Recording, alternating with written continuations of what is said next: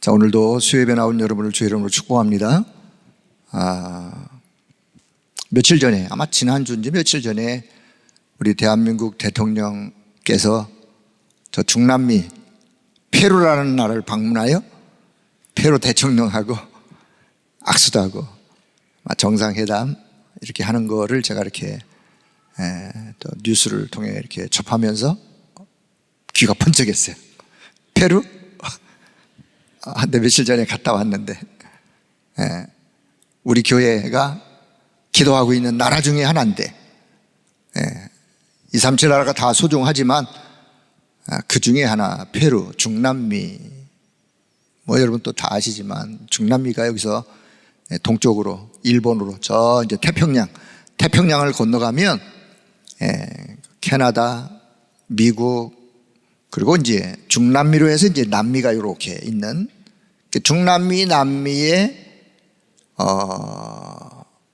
아주 뭔가 큰 역할을 할 그런 나라로서 지금 우리 대한민국이요 중남미를 지금 이렇게 뭔가 어떤 계획을 가지고 물론 뭐 K방산이라고 하는 어떤 그런 아니면 또 나름대로의 나라 대 나라끼리의 어떤 중요한 교류를 통해서 페루라는 한 나라를 통하여 지금 중남미 전체를 내다보고 우리나라가 뭔가를 지금 이렇게 계획하고 진행하는 걸 보니까 이것도 우연한 일이 아니구나, 우연한 일이 아니다라는 사실. 사실 지금 한국의 K-팝 노래, 드라마, 그 다음에 또 뭐 한국 음식, 한국의 문화, 이게 지금 막 전 세계로 이렇게 확산되어지는 것을 보면서 이것도 우연한 일이 아니에요. 결국은 하나님께서 다 거기에다 하나 더 K방산, 방위산업 이게 막 전 세계로 지금 뭐 이렇게 수출하는 그런 나라로 하나님이 또 이렇게 또 세우시면서 이게 다 세계 복음화의 문을 여시는 대한민국이라는 나라가 영적인 제사장 나라로서 전 세계 현장에 이 복음을 확산하는 그런 나라로 하나님께 쓰임받게 될 것을 생각하면서 너무너무 감사드리고, 또 유 목사님 요즘 메시지 속에서 페루를 자꾸 언급하세요. 페루, 방글라데시 공통점, 근로자로 왔던 사람들이 한국에서 훈련받고 각자의 나라로 돌아가서 나름대로 복음운동을 지금 잘하고 있는 그런 모습이 너무 참 감사한 일이죠. 그런 의미에서 페루는 중남미 복음화에 또 중요한 역할을 할, 그 중남미 전체가 다 천주교 영향 아래에 있었던, 천주교의 어떤 그런 영향을 입고 왔기 때문에 다 나라들이 가난해요. 복음이 들어간 나라는 뭔가 하나님의 역사를 통해서 경제적으로도 그렇고 어떤 인권이나 뭐 이런 것들도 많이 이렇게 향상이 되어졌는데 좀 그 중남미가 좀 그런 나라고요. 자, 이 방글라데시, 남아시아에 방글라데시, 아시아는 아시지만 저 아래쪽에 남쪽에 있는 남아시아 권역에 있는 방글라데시, 모슬렘권이에요. 완전 모슬렘권. 그러다 보니 사실 방글라데시도 가난한 나라예요. 뭐 물론 우리나라도 그런 옛날의 나라였는데 복음이 들어와 가지고 사실 우리나라가 이만큼 부흥, 발전, 성장하게 된 게 다 하나님 은혜인 줄로 믿습니다.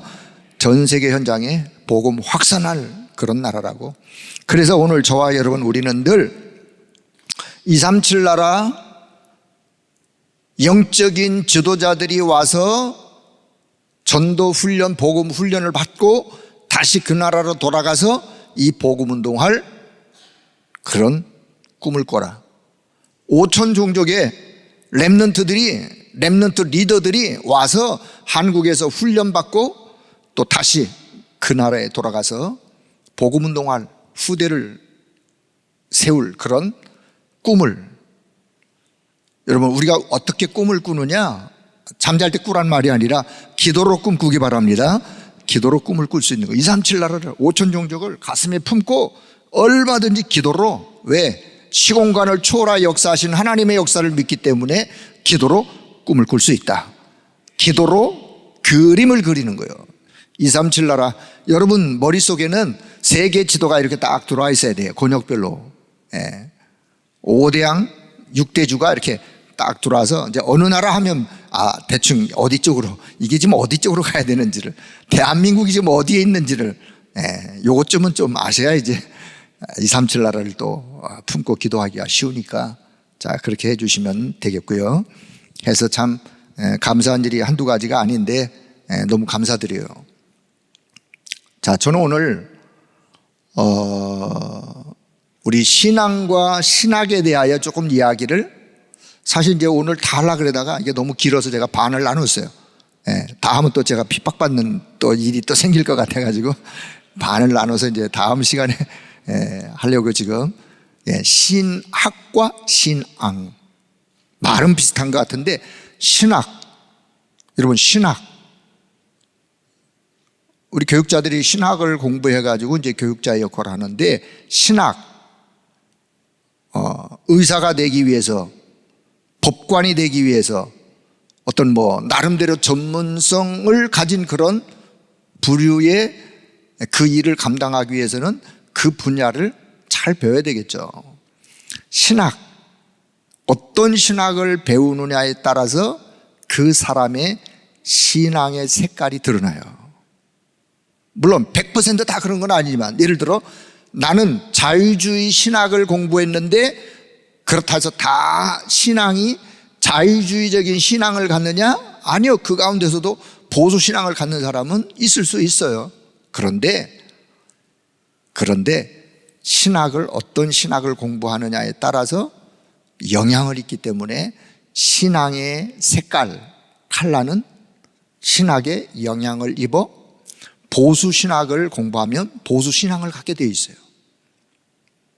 감리교 신학, 성결교 신학, 순복음 신학, 신학마다 조금 이렇게 똑같은 성경인데 조금 이렇게 강조점이 달라서, 강조점이 다른 그것을 가지고 우리가 네가 맞다, 내가 맞다, 네가 틀렸다 이렇게 말하면 안 돼요. 강조점이 다른 뿌리야. 장로교 신학 공부한 사람들은, 또 장로교는, 물론 장로교라고 다 그런 건 아니에요. 보통 장로교 하면 이렇게 느끼는 이미지가 그냥 거룩, 조용, 그냥 이렇게 좀 경건. 자, 순복음이면 그분들은 아주 열정적이에요. 예배도 열정적이고, 찬송을 해도 그렇고 기도를 해도 그렇고, 뭔가 신앙의 이 어떤 그 열정이 아주 대단한, 어느 게 더 좋으냐, 좋다 나쁘다를 좀 따지는 게 아니에요. 나름대로의 특색이 있다 그 말이에요. 자, 제가 왜 이런 얘기를 좀 서론적으로 하느냐, 저와 여러분이 지금 믿고 있는 우리의 신앙, 신학에 근거한 신앙, 자, 이런 면에 있어서 또 여러 사람들이 좀 의문점을 제기하는 사람들이 있어서, 이거는 교육적으로 좀 제대로 알려야 되겠다라고, 목회자로서 솔직한 양심이에요. 왜? 우리 젊은 사람들이 혹시 우리가 믿는 이 지금 신앙이 이게 뭐 좀 잘못된 거 아니냐? 절대 그렇지 않다는 사실을 제가 증거하고 여러분에게 알려드려야 여러분이 흔들리지 않기 때문에. 비유를 하나 들어볼까요? 여러분 타이타닉호 아세요? 타이타닉호 영화 다 보셨죠? 배가 막 파손이 되어가지고 지금 막 침몰되는 과정 속에 그 안에서 벌어지는 희노애락들, 사람들은 막 우왕좌왕 막 이리 뛰었다 저리 뛰었다, 뛴다고 뭐 사는 건 아닌데, 그래도 마지막 그 순간을 이리 뛰고 저리 뛰고 막 배는 점점 이렇게 가라앉고 있어요. 근데 제가 기억나는 게요, 가판위에서 몇 사람이 오케스트라, 미니 오케스트라, 바이올린, 첼로 대충 기억이 나는데요. 그 사람들이 찬송가를 들어요. 내 주는 가까이 하려 함은. 예. 그들은 많은 사람들이 지금 막 우왕좌왕 막 뛰고 있는데 그들은 그냥 평안하게 지금 물론 뭐 속은 어떤지 모르겠지만 예. 마지막 순간을 찬송으로, 찬양으로. 왜? 어차피 뭐 가라앉으면 다 죽을 건데 그래도 이들에게는 뭐가 있었느냐? 믿음이 있었어요. 소망이 있었어요. 하나님의 나라에 대한, 천국에 대한 소망. 자, 저는 뭘 말씀드리고 싶으냐? 이 땅이 영원한 건 아니잖아요. 마태복음 24장 25장 이 땅도 언젠가는 멸망할 그런 징조가 지금 마지막 시대에 우리가 살아가는데 마지막 때일수록 영적으로 혼란하고 혼탁한 것만은 사실이에요. 그런 속에서도 여러분 하나님의 나라의 참된 믿음과 소망과 내가 믿는 신앙이 성경적으로 분명하다라고 생각한다면 흔들릴 이유가 없는 거죠. 그렇죠? 찬양하는 그 사람들처럼. 예. 그들이 그 찬양을 하면서 옆에서 막 이리 뛰고 저리 뛰고 하는 사람들, 예. 우리는 만약에 그때 그들에게 평안을 전달할 수 있는, 그때 그 많은 혼란스러운 그 사람들에게 혼란한 그 상황 속에서 우리가 정말 소망과 믿음을 심어서 평온한 상태를 유지할 수 있도록 도와줄 수 있는 사람들, 여러분이 그런 사람들 되길 바랍니다. 그런 믿음의 사람이 오늘 저와 여러분이에요. 이 시대가 그렇고 오늘 우리 주변이 어떠하다 할지라도 우리는 내가 믿는 신앙과 내가 믿는 성경적인 이 전도 방법은 바르다라고 하는 이 확신이 있어야 누가 뭐라 그래도 흔들리지 않는 거예요. 많은 질문들이 있어요. 많은 질문들을 그게 뭐 다 좋다 나쁘다를 떠나서 여러분 오늘 올바른 신앙, 그래서 신학적인 면을 이제 다음 시간하고 좀 이어서 이렇게 좀 말씀을 드릴 텐데, 자, 그래서 제가 제목을 어떻게 잡았냐면은 사실은 칭의, 그리고 성화, 회개, 그리고 전도. 자, 요 네 주제가 하나로 이렇게 연결이 되어져야 마지막 부분에 전도, 칭의, 성화, 회개의 의미를 잘 아셔야 돼요. 그래서 제가 이제 그 부분을 좀 다음 시간에, 그래서 오늘 두 주제, 칭의, 성화, 자, 요 주제를 오늘 가지고 같이 말씀을 나누도록 그렇게 하겠습니다. 자, 칭의라고 하는, 영어를 써놨지만 영어가 하도 길어요. justification이라고 하는 칭의는 성경의 핵심 교리 중의 교리예요. 칭의론은요, 종교 개혁자들이 이야기했던 핵심, 성경, 로마서, 오늘 갈라디아서, 바울의 신학, 우리가 지금 전도 신학 가장 중요한 핵심, 칭의, 믿음으로 의롭다함을 얻는 거예요 라고 하는, 자, 칭의론에 대한 믿음으로 의롭다함을 얻는다. 이걸 보고 우리가 신학적인 용어는 이신칭의라고도 표현해요. 이신칭의, 믿음으로 말미암아 의롭다함을 얻게 된다. 믿음으로 의로워진다고 하는 성경의 가장 중요한 핵심, 칭의. 자, 칭의는 법정적 선언이에요.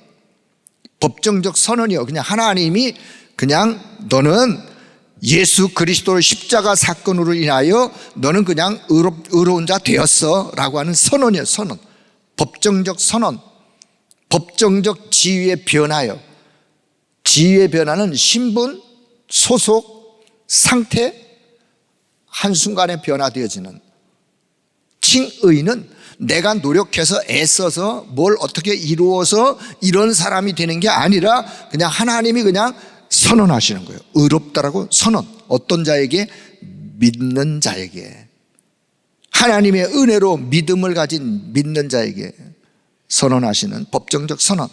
자, 그렇다면 칭의는요, 죄책, 죄에 대한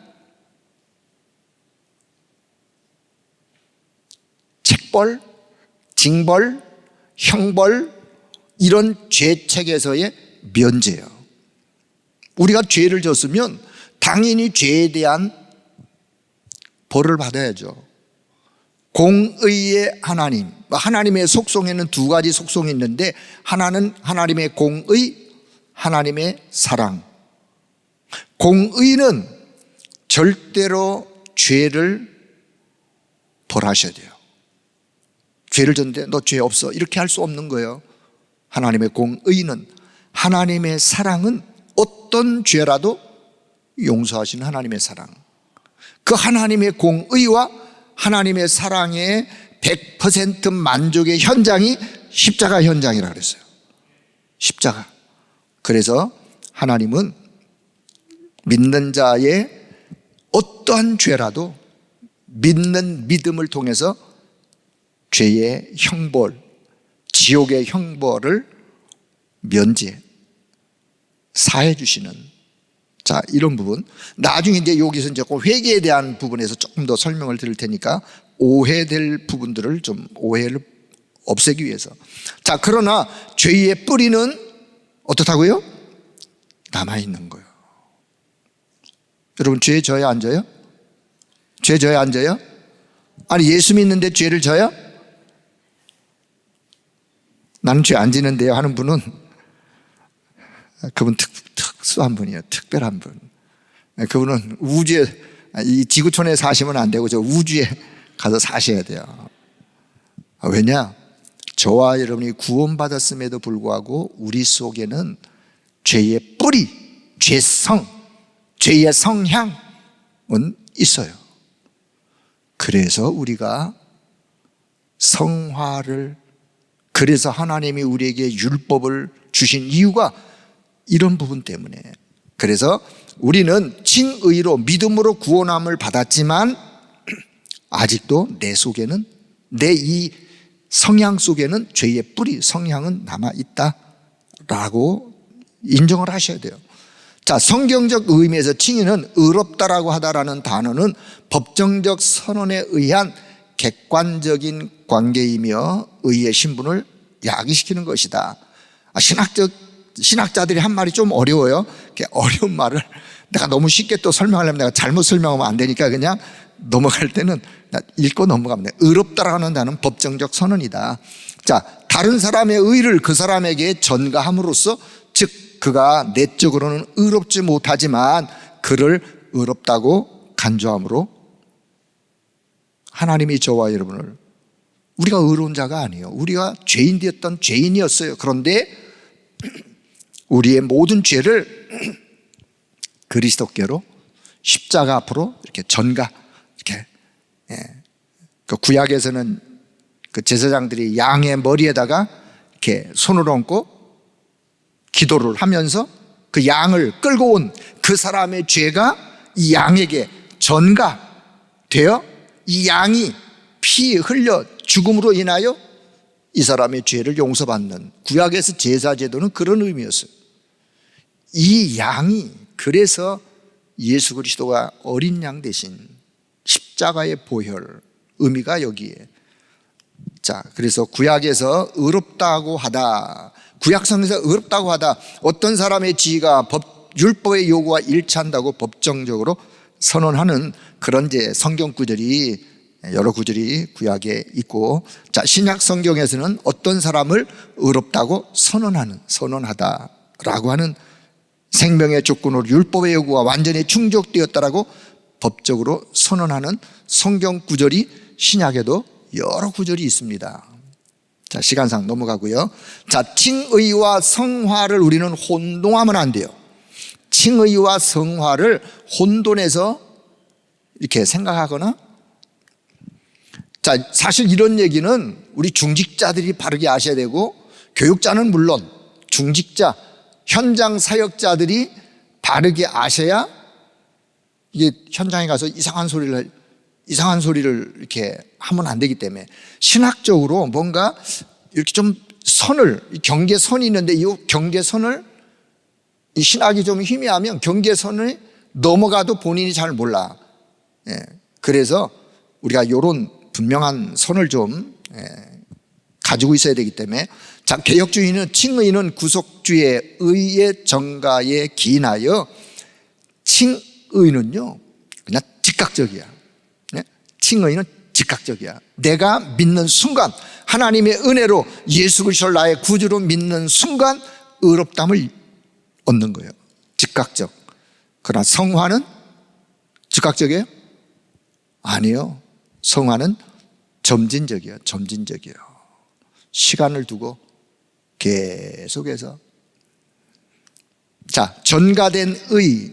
자, 칭의에 대해서, 전가된 의가 법정적 선언이면서 지위가 변화되는데, 그리스도의 공로로 구원 얻는데, 이거는요 상실되는 게 아니에요. 취소되는 게 아니에요. 한 번 구원은 영원한 구원. 자, 성화는, 자, 그런데 성화는 성령의 도우심 플러스 인간 편에서의 결심, 인간 편에서의 의지의 결단, 필요한 거예요. 칭의는 그냥 즉각적으로 하나님께서 그냥 의롭다고 칭해 주시는 것이지만, 성화는 내 의지의 결단도 필요하다 그 말이에요. 하나님의 도우심과 더불어 성령의 역사와 더불어 성령의 역사의 힘과 더불어 내가 절제할 거 절제하고, 내가 할 거 안 할 거 구분하고, 아, 내가 이거 끊어야 되겠다. 결심, 내 의지, 이게 같이 어우러져서 성화의 과정을 가는 거예요. 이걸 지금 우리의 메시지로 이해한다면 이게 치유예요. 치유. 치유. 치유가 뭐예요? 아, 질병에서 치유받는 것만 치유예요? 쓸데없는 마음, 생각, 삶의 여러 가지 쓴뿌리들을 내가 내 체질 속에 가지고 있는 거 하나씩 하나씩 치유. 칠망대. 하나님의 것이 내 안에 하나하나 차곡차곡 쌓여짐으로 인하여 내 속에 있는 옛날 것들이 빠져나가는, 그게 치유예요. 그게 성화의 과정 속에 이루어지는. 자, 그러면 칭의의 본질과 성격, 예수 그리스도의 의를 기초로 율법의 모든 요구가 충족되었다라고 죄인에 대해 선언하시는 하나님의 법정적 행위라고 좀 계속 강조를 하고 있습니다. 하나님의 법정적 행위. 율법의 모든 요구가 충족되었어요. 내가 율법을 다 지켜서가 아니라 율법을 갖다가 우리에게 대면 우리는 그 율법으로 인하여 그냥 지옥 형벌 받아야 마땅한 사람들이요. 그럼에도 불구하고 그리스도의 의를 기초로 했기 때문에 율법을 완성하신 그리스도의 의가 죄인된 나를 이렇게 비추어서 하나님이 나를 보실 때 예수 그리스도의 십자가 사건을 통해서 나를 보시는 거예요. 그래서 나를 의인이라고, 의롭다라고 하나님이 법정적 선언을 하시는. 자, 칭의와 성화의 차이점, 앞에도 좀 얘기했지만 칭의는 죄책을 제거하고 영원한 기업을 포함해서 하나님의 자녀로서의 신분에 내포된 진리를 죄인에게 회복시켜주는 것이다. 그래서 즉각적으로.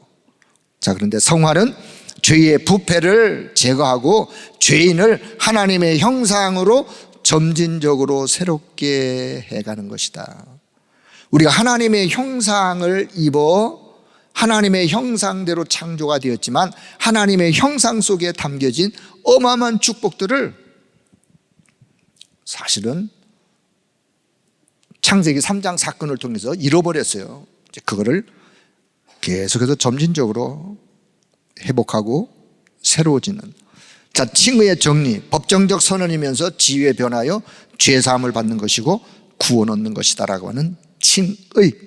자, 그러면 성화, sanctification, 성화라고 하는.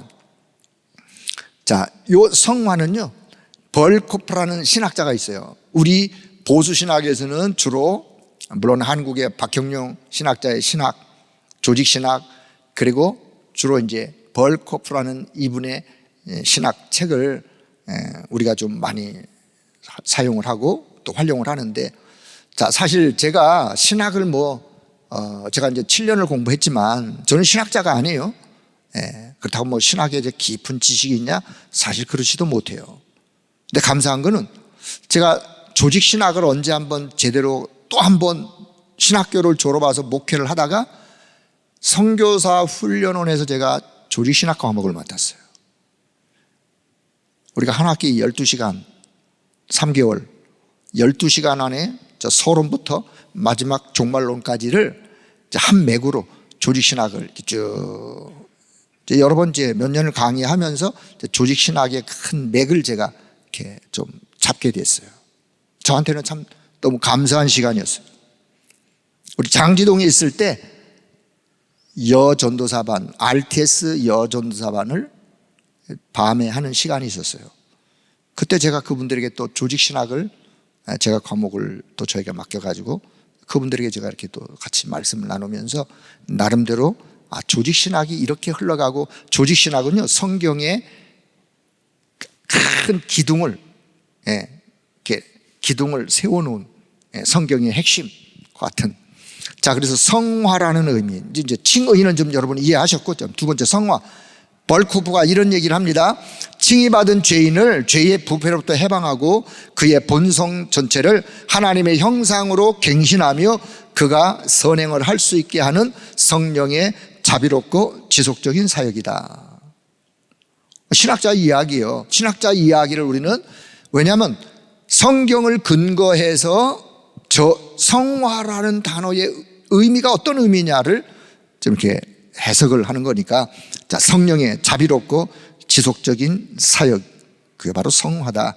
자, 성화의 소극적인 측면은 인간 본성의 부패와 타락이 점진적으로 제거되게 하는 하나님의 행위. 아니, 한순간에 그냥 성화되면 얼마나 좋아요. 칭의처럼 예수 믿었더니만 번쩍했어. 그냥 번쩍해가지고 완전히 개가 천성해가지고 완전히 사람이 그냥 바뀌어버렸어. 물론 그런 사람도 없잖아 있어요. 깡패가 하루아침에 예수 믿고 그냥 모든 삶을 청산하고 누가 봐도 참 많은 변화가 있다라고 느껴지는 사람도 있고, 어떤 사람은 예수 믿고 10년인지 20년인지 흘러도 늘 그날이 그날 같고 이게 뭐가, 그런 사람도 있고. 근데 점진적으로 인간의 본성의 부패와 타락이 있는데 이게요 점진적으로, 이게 소극적 측면이에요. 성화의. 자, 성화의 적극적 측면은 영혼의 거룩한 성향이 강화되고 거룩한 실천들이 증대되고 새로운 생애 과정이 창출되어지고 촉진되어지는 하나님의 행위. 그래서 날마다 우리가 거룩한 성향으로 계속해서 갱신되어지고 새로운 생애 과정이 창출되어지면서 거룩한 삶으로, 거룩한 하나님의 사람으로 성숙되어져 가는, 성경에서는 그 성숙한 그리스도인으로 우리가 좀 이해를 하시면서, 자, 성화, 성경에서의 성화, 구약에서의 성화는 거룩하다라고 하는 가도시 좀 원어의 의미인데 사실 전 잘 모르지만 자르다라는 그런 뜻을 가지고 있으면서 분리를 나타내요. 분리, 뭐와의 분리? 하나님과의 분리는 죄인데 우리가 구원받은 하나님의 사람으로서, 칭의를 입은 하나님의 사람들로서 우리가 초연하고 죄로부터의 분리, 세상으로부터의 타락으로, 범죄로부터의 조금씩 이렇게 멀어지는 장엄한 이런 의미의 거룩함, 근본의 개념은 분리다. 자, 신약 성경에서의 성화는 하기야조라는 그런 원어의 의미가 있는데, 분리를 뜻하는 하기오스에서 파생된 파생어다. 어떤 대상을 거룩하게 여기다라는 그런 의미를 가지고 성화의 의미를. 자, 개혁주의에서는 칭의와 성화를 분명하게 구분을 합니다. 어떻게 구분하느냐? 칭의는 하나님의 법적 행위로서 인간의 법적 지혜에 영향을 주면서 뭔가 그냥 한순간에 그냥 하나님이 어렵다고 여겨주시는. 자, 성화는 도덕적인 재창조적인 사역으로서 인간의 내면을 변화시켜 가시는 하나님의 역사. 자, 칭의와 성화의 관계에 있어서 그리스도가 다 이루셨다라고 하는, 지난 시간에 제가 이 부분 좀 말씀드렸죠. 그리스도께서 다 끝내셨습니다. 다 이루셨습니다. 요한복음 19장 30절의 의미가 뭐냐? 창세기 3장의 근본의 문제가 있는데 그 근본의 문제로 인한 죄의 죄책, 형벌로부터의 해방. 그리스도가 다 끝내셨어요. 저와 여러분이 창세기 3장의 원죄 때문에 받을 형벌이 있냐? 없다 그 말이에요. 왜요? 그리스도가 다 해결하셨다니까요. 예. 그 다음에 사탄. 사단 때문에 죄를 지어서 죄의 원인이 사단에게 있다? 그렇게 말한 적 없어요. 그렇게 말해서도 안 돼요. 사단에게 속아서 죄를 졌는데 죄의 책임은 누가 있는 거예요? 내게 있는 거예요. 내가 죄를 진 거예요. 사단에게 속아서 내가 죄를 진 거예요. 죄의 책임이 있다면 사단이 아니라 인간이에요. 인간. 아담이요. 아담의 후손 내가 있는 거예요. 그래서 그러나 십자가에서 그리스도가 이루셨다는 것은 사단의 권세를 깨버린 거예요. 십자가로 사단의 권세를 깨트려 버린 거예요. 마귀의 일을 멸해버리신 거예요. 그래서 사탄, 지옥 배경에서 우리가 해방되어진, 그게 다 그리스도가 십자가에 다 이루신 사건이에요. 자, 그러나 칭의와 성화의 관계에 있어서 그러나 부패는 여전히 남아 있다. 부패는 여전히 남아 있어요. 저와 여러분 속에 죄의 성향은 남아있다 그 말이에요. 이것까지 없으면 얼마나 좋아요. 그럼 다 천사가 된 거예요. 이게 없으면 다 천사가 됐어. 근데 또 이거 있다고 알고 일부러 이쪽을 이용하여 가는 건 아니에요. 그건 이제 다음 시간에 또 이야기할 텐데, 여기서 성화의 필요성이, 부패는 여전히 남아있기 때문에 여기서 성화의 필요성이 있는 거예요. 아, 그래? 내가 하나님의 말씀의 언약을 붙잡고 거룩한 하나님의 사람으로, 거룩한 하나님의 형상으로, 그래서 내가 때로 절제가 필요하고 영적으로 죄와 싸움이 필요하고 성화의 필요성이, 그래서 하나님이 율법의 기능을 그래서 필요한 거예요. 율법을 왜 주셨어요? 필요가 없는데 왜 주셨어요? 율법을 주신 이유가 있지 않겠습니까? 율법이 뭐예요? 하나님의 말씀이 율법이에요. 율법의 기능이 왜 필요하냐? 성화의 필요성이 남아있기 때문에 율법의 기능이 필요한 거예요. 이걸 우리가 잘 이해하셔야 돼요. 자, 율법의 세 가지 기능이 있는데 웨스트민스터 신앙고백서, 이것도 웨스트민스터 신앙고백서가 또 뭐냐 설명하려면 어려우니까 그냥 그런 게 있나 보다. 웨스트민스터 신앙고백서, 성경을 근거하여 웨스트민스터, 장소 이름이기도 한데 거기서 많은 종교 회의가 열리면서 어느 한 신조나 아니면 또 우리의 신앙관에 대한 고백서를 우리 조상들이, 신학자 우리 조상들이 만들어 놓은 게 있어요. 요것도 있고 대소요리문답도 있어요. 아니 무슨 또 음식 레시피를 만들었냐? 대소요리문답? 요리문답? 요리문답, 그런 요리, 음식 요리문답이 아니라 크게 또 소요리문답. 성경을 근거하여 도대체 인간의 제일 목적이 뭐냐? 일문답부터 해서 성경을 근거해서 성경을 근거한 그 내용 하나를 또 가만히 보면 조직신학의 뼈대를 이렇게 하나하나 더 세밀하게 이렇게 풀어서 설명해 놓은. 자, 여기 보면 율법의 세 가지 기능, 제1기능 행위 언약, 아담에게 주신 것, 아담과 하나님과 맺은 언약이 행위 언약. 생명과 사망, 약속과 경고, 하나님의 약속의 말씀을 네가 지키면 생명이요, 어기면 죽음이요. 먹으면 죽음이요. 왜? 죽는다 그랬어요. 사단은 속였어요. 결코 죽지 아니하리라. 그는 약속과 경고, 생명과 사망. 아담에게 이걸 버리고 제1기능 행위언약, 두 번째 기능은 의식법에서 예표적 규례들로서의 여러 가지 많은 의식, 레위기에 보면 많은 의식법들이 있어요. 자, 제3기능 도덕법인데, 이 도덕법은 10계명을 성도의 삶의 규범으로 10계명이, 그래서 제1, 2, 3 요 세 가지 기능이 율법의 기능인데, 자, 10계명 질문, 10계명 지켜야 돼요, 안 지켜야 돼요? 미리 보여서 그래요. 10계명 지켜야 돼요, 안 지켜야 돼요? 예? 10계명 지켜야 돼요, 안 지켜야 되냐고 한번 솔직하게 얘기해 보세요. 10계명 잘 그러면 지키세요, 못 지키세요? 못 지켜요? 하나님 지키지도 못하는 10계명 우리가 왜 주셨지? 10계명을 언제 어디서 주셨어요? 출애굽하여 광야 가는 동안에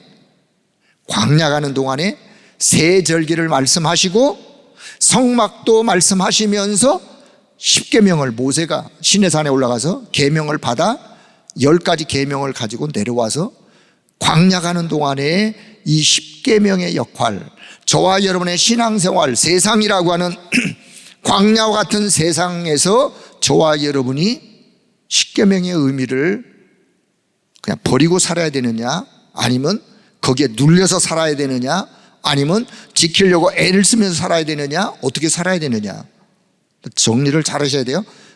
10계명.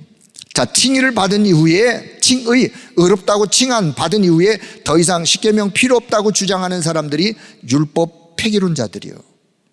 신학자들 중에서 이런 사람들이 있어요. 율법 폐기론자들.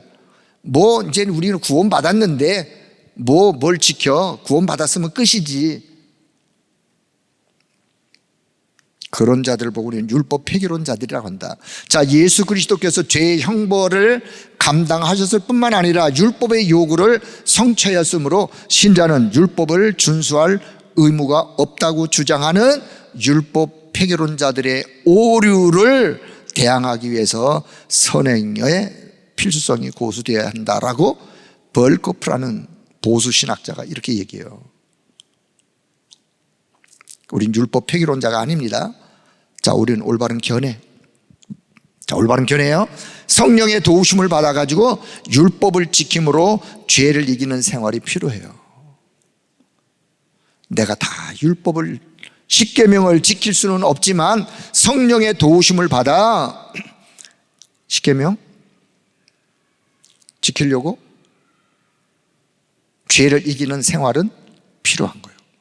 그래서 성령 충만의 영적 힘이 필요하고, 그래서 기도의 힘이 필요하고, 그래서 언약의 말씀을 붙잡고 가는 거예요. 생활이 필요하기 때문에. 지금까지 이 성화 부분에 성화는 뭐냐? 이 삶과 관계가 있어요. 거룩한 삶과 관계. 성화 부분에 강조가 조금 약했다고 주변 사람들은 말하는데 약한 게 아니었어요. 우리는 전도자의 삶을 얼마나 강조했습니까? 네? 성화로 거룩하게 사세요 라고 표현은 안 했지만 전도자의 삶 속에는 오늘의 말씀, 오늘의 기도, 오늘의 전도 속에 하나님의 말씀을 언약으로 붙잡고 살아가려고 하는 기도의, 오늘의 기도 속에, 오늘의 전도 속에 하나님이 원하는 것이 무엇인가를 안고 살아가는 전도자의 삶은 성화를 강조하는 삶보다도 더 강한 거예요. 이해되셨어요? 왜 성화 얘기를 안 합니까? 왜 거룩하게 살라고 말을 하지 않습니까? 아니, 그것보다 더 큰 강조를 했다니까요. 전도자의 삶으로.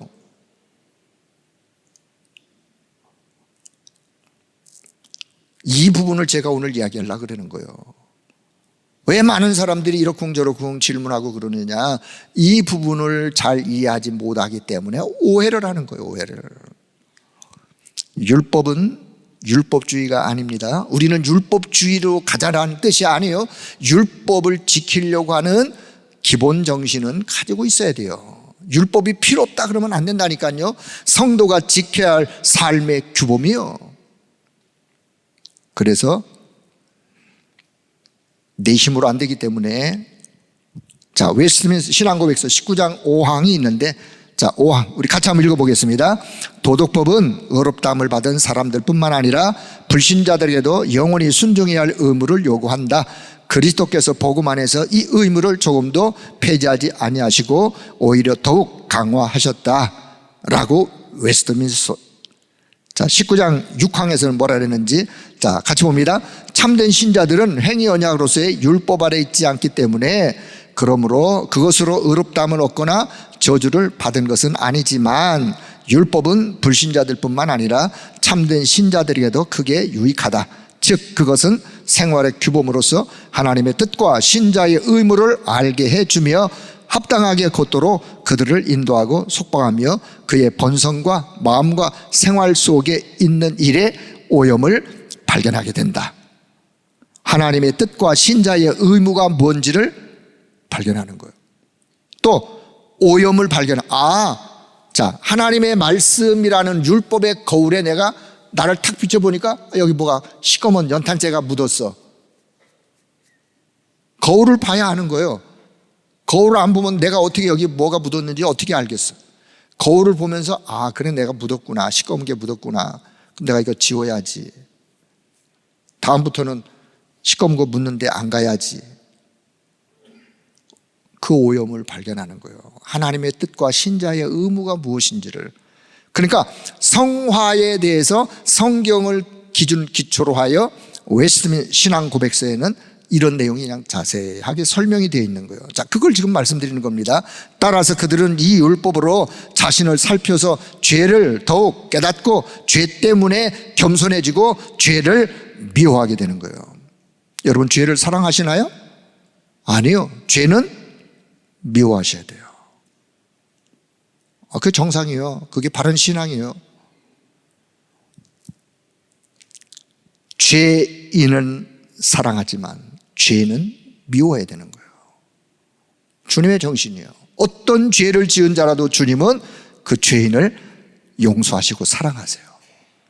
그러나 죄까지 죄를 사랑하는 건 아니에요. 죄는 미워해야 되는 거예요. 죄는 멀리해야 되는 거예요. 그래서 죄를 깨닫고 죄 때문에 더 겸손해지고, 우리가 죄를 졌어요. 죄를 졌기 때문에 하나님, 나 같은 죄인이, 하나님 나를 용서해 주세요. 하나님 나를 긍휼히 여겨 주세요.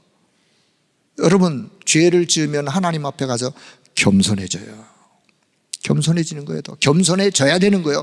죄를 졌으면서도 뻔뻔하게 우리가 하나님을 대항하여, 그거는 성경적 교리는 아니에요.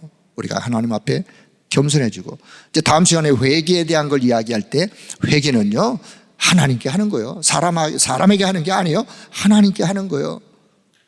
그걸 보고 너 왜 내 앞에서 회개 안 하냐? 그러면 안 되는 거예요. 하나님 앞에 했는지 안 했는지 왜 따지고 물어요? 그건 하나님 앞에서, 그분이 그냥 모든 사람이 다 하나님 앞에서 하는 거예요. 그래서 죄 때문에 겸손해지고 죄를 미워하게 된다. 또한 이 모든 것들로 인해서 자기들의 그리스도와 그의 완전한 순종을 소유해야 하는 필요를 보다도 분명하게 깨닫게 된다. 자, 마찬가지로 율법은 거듭난 자들에게 그들의 부패를 억제하는 데도 유익해요. 부패를 억제하는 데도 성화는 유익한 것이다. 즉 율법은 죄를 금하게 하고, 율법의 위협들은 비록 그들이 율법에서 경고한 저주로부터 해방되었을지라도 그들의 죄가 당연히 받을 바가 무엇이며 죄 때문에 이 세상에서 어떤 환난들을 예상할 수 있는지를 보여주는 거예요. 여러분, 죄를 지으면 지을수록 이 세상에서 따르는 환난들은, 안 당해도 될 어려움들은 당하는 거예요. 왜요? 내가 이 죄를 짐으로 인하여 이 죄에 대해서 결국은 여러 가지 걸린 것들이 많은데, 그럼 안 가도 될 때 가야 되고, 왜요? 많은 이런 어려움들이 예상되기 때문에, 그래서 부패로부터 억제하는 데 유익한, 그래서 하나님 우리에게 말씀을 주시는 거예요. 자, 19장 7항에서는 자, 앞서 언급한 율법의 여러 용도는 복음의 은혜가 대립되는 것이 아니라, 복음의 은혜와 대립되는 것이 아니라 오히려 복음과 잘 조화를 이루어요. 그리스도의 영이 사람의 의지를 정복하고 힘있게 하여 율법에 게시된 하나님의 뜻이 요구하는 것을 사람이 자유롭고 기쁘게 행하도록 이끌어 주신다. 자, 어려운 일 같지만 한마디로 이야기하면, 자, 정리할게요. 좀 갈라디아 3장 찾아 놓으시고, 자, 보세요. 칭의, 다시 정리한 칭의는 믿음으로 의롭다함을 얻는 순간 즉각적이다. 즉각적이에요. 즉각적. 그냥 순간적이에요. 예수 믿고 죄 사함 받고 구원 받는 것은 즉각적이에요. 하나님의 은혜로. 자, 근데 성화는 예수 믿었지만 살아가야 돼요.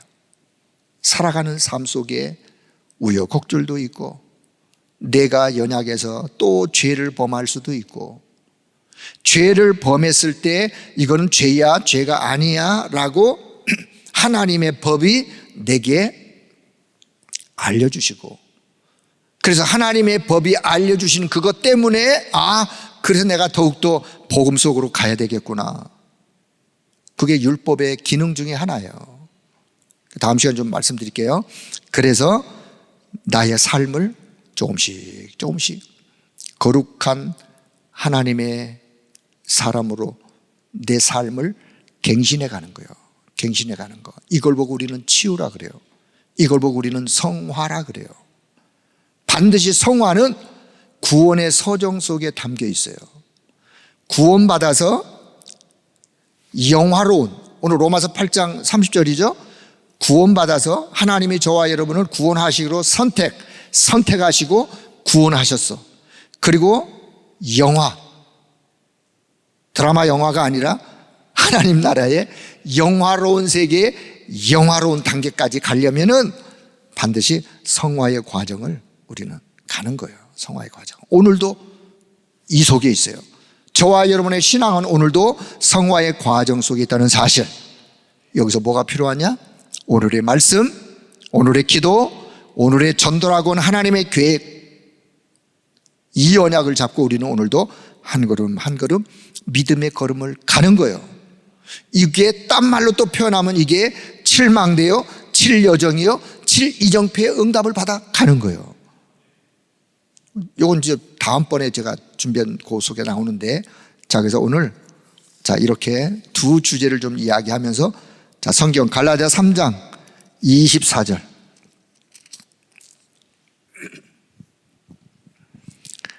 율법의 기능을 좀 24절에서 29절까지. 자, 갈라디아 3장 24절부터. 자, 같이 봅니다. 이같이 율법이 우리를 그리스도께로 인도하는 초등교사가 되어 우리로 하여금 믿음으로 말미암아 의롭다함을 얻게 하려 함이라. 믿음이 온 후로는 우리가 초등교사가 아래 있지 아니하도다. 너희가 다 믿음으로 말미암아 그리스도 예수 안에서 하나님의 아들이 되었으니 누구든지 그리스도와 합하기 위하여 세례를 받은 자는 그리스도로 옷 입었느니라. 너희는 유대인이나 헬라인이나 종이나 자유인이나 남자나 여자나 다 그리스도 예수 안에서 하나이니라. 너희가 그리스도의 것이면 곧 아브라함의 자손이요 약속대로 유업을 이을 자니라. 하나님의 아들, 하나님의 자녀, 유업을 이을 자, 우리를 그리스도께로 인도했던. 그래서 오늘 그리스도 안에서 구원받은 하나님의 자녀 신분, 권세 가지고 이 땅에서 죄와 싸워, 날마다 죄와 싸우기 위해서 주신 성령 충만한 영적인 힘, 그래서 기도하는 거예요. 그리고 전신갑주, 머리끝부터 발끝까지 전신갑주, 무장. 왜요? 싸워야 되니까 무장하는 거예요. 군인으로, 영적 군인으로서, 영적 군사로서 무장하는 거예요. 그러면서 오늘도 성화의 삶을 살아가면서, 성화의 삶을 사는 건 거룩해 살라고 끝나. 저 천주교인들은 더 거룩하게 사는. 어느 날 보니까 차 뒤에 내 탓이요 뭐 이렇게 스티커를 붙였어요. 요즘은 다 떼었어. 접촉사고 나니까 뒤에 와서 차를 받았어. 뒤에 계신 분이 내 탓이요, 당신 탓이요 이거. 그렇게 우기니까 다 떼었어. 그거 내가 보니까 요즘은 안 보여 그런 거. 옛날에는 내 탓이요 막. 그분들은 우리보다도 더 거룩한 삶을 살아요. 우리의 진짜 거룩한 삶이 뭐냐? 이게 이제 생명 살리는 일로 연결이 돼야 되는 거예요. 전도로 연결이 돼야 되는 거예요. 전도로 연결되어지지 않는 성화, 치유, 뭔 의미가 있겠어요? 그래서 칭의, 성화, 회개는 하나님의 말씀 앞으로 다시 돌이키는 거예요. 그리고 생명 살리는 전도, 이게 한 획으로 이렇게 연결되어지는 이 신앙이 오늘 우리에게 필요해요. 지금의 시간표에 우리 교회뿐만 아니라 지금 많은 사람들이 이리 뛰고 저리 뛰고 날뛰고 하는데 진짜 하나님의 말씀인 올바른 신앙관이 필요한, 그래서 여러분은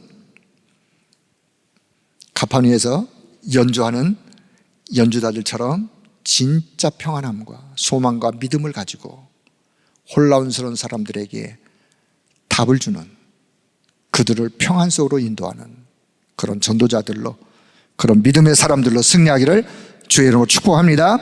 기도하겠습니다. 하나님의 은혜를 감사합니다. 오늘도 칭의에 대하여 또 성화에 대하여 한 부분을 하나님의 말씀을 가지고 또 살펴보면서 우리의 신앙을 점검할 수 있는 그런 은혜 주심을 감사합니다. 이 말씀이 우리 온 성도들의 믿음의 뿌리가 내려지게 하시고 이런 환난 어려움 속에서도 우리가 믿는 신앙이 참된 복음적 신앙임을 확신하며 이 믿음과 신앙 가지고 승리하는 자들이 되게 하시고 우리 교회를 통하여 237 나라 5천 종족 살리는 가장 모델적 교회로 하나님이 역사하여 주옵소서. 우리 주 예수 그리스도의 이름으로 기도하옵나이다. 아멘.